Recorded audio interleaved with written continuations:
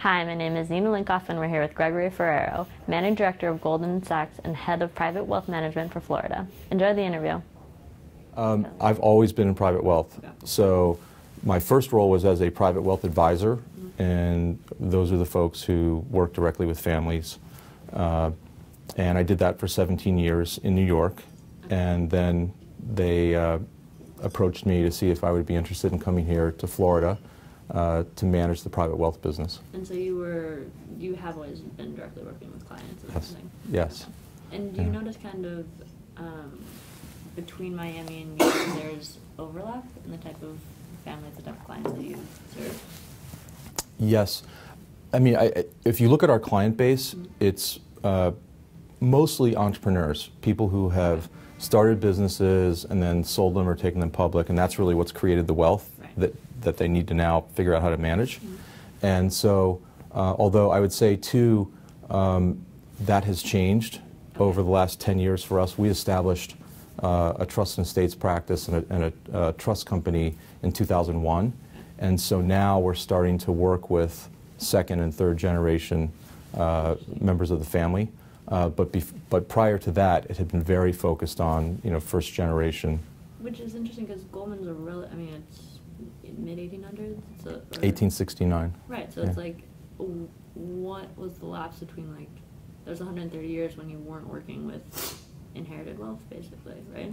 No, actually, we've worked with private wealth pretty much since our founding because we've had partners, and I'd say that we really expanded the effort in a large way and started looking outside back right after we took Ford Motor Company public in 1952, I believe that was, and then from then on, the private wealth business has taken on a new took on a new perspective, but we've been in the business a long time. Yeah. So. What would you say, or how have your clients changed over the past 24 years, just in terms of general characteristics, or have they changed? I think they've gotten younger. Okay. People seem to be creating significant wealth at younger ages. And is that significant wealth like a similar sort of size of wealth compared to what's before, or is it more middle-sized clients, but way more of them? So we focus on what we consider to be the wealthiest families in the world. And to define that, our minimum account size is $10 million, and our average account size is about $40 million.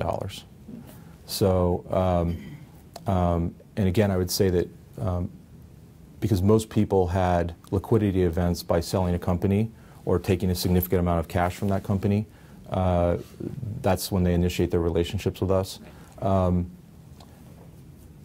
That, I think, has been happening a lot sooner in people's lives than over the last, I think, 15 or 20 years than it had before. Hopefully for many generations, yes. So that sort of future imagining happens right off the bat? Yes. Well, and since we started our internal trust and estates practice, the conversations used to start with asset allocation, which is more of a risk management discussion. But now they very much start with a trust and estates discussion. Interesting. Because that will determine the structure of someone's portfolio. Yeah. And there'll be a creation of entities, and even within a family, those entities will have different goals and objectives. And then at that point, you'll come up with a different asset allocation plan for each entity. Right. And I would say that is something that we feel is a core competency at Goldman Sachs too, the risk management process. We feel like we are pretty good risk managers.